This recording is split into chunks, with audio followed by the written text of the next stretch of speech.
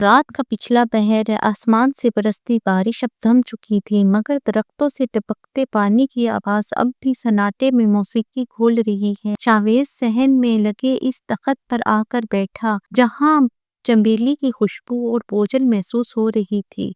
जोया कमरे की दहलीज पर खड़ी इसे देख रही है, एक ऐसा मंजर जहाँ अल्फाज से ज्यादा खामोशी बोल रही है। दिल दरिया हो तो इसमें यादों के पत्थर फेंकने से लहरें नहीं उठती जोया, बल्कि वो पत्थर तह में बैठकर उम्र भर का बोझ बन जाते हैं।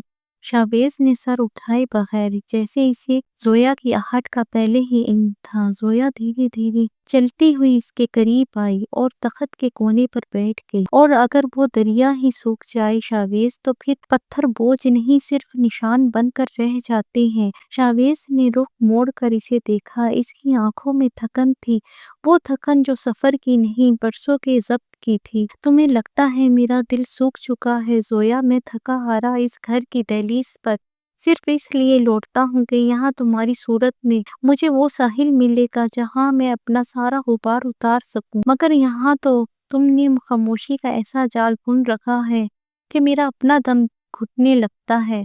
इसने जोया का हाथ पकड़ना चाहा, मगर जोया ने नजरें झुका ली। आगा जान कहते थे कि शावेज का दिल दरिया है, इसमें सबके लिए जगह है, मगर इन्होंने ये क्यों नहीं बताया कि इसी दरिया में मेरी खुशियां डूब जाएंगी।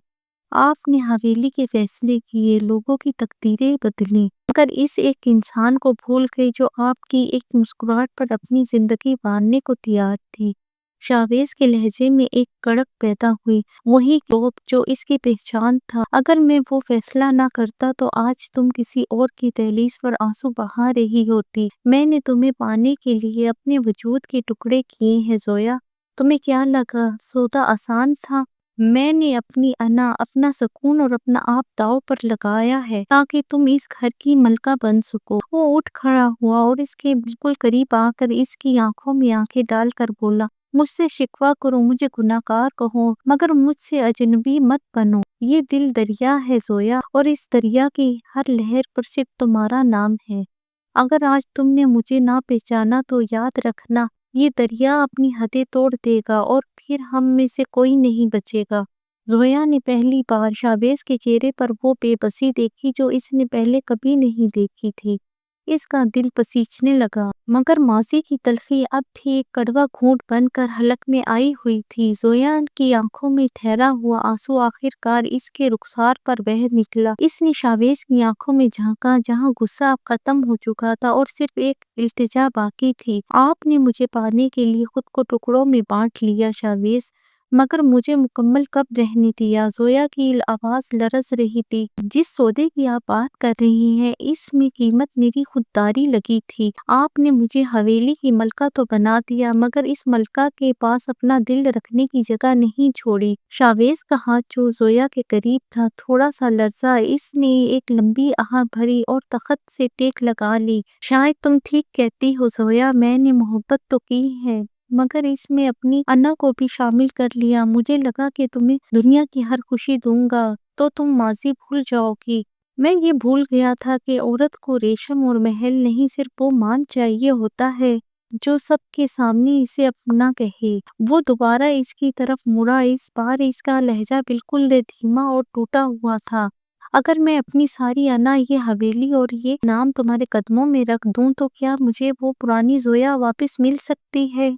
वो जोया जो मेरे आने पर सहन के इस कोने में खड़ी मेरा इंतजार करती थी। जोया ने शावेज के चेहरे पर वो शिकस्त देखी जो इसने कभी नहीं देखी थी। वो शावेज जो दुनिया के सामने चट्टान था, आज अपनी मोहब्बत के सामने रेजा रेजा हो रहा था। जोया का दिल दरिया की तरह जोश मारने लगा।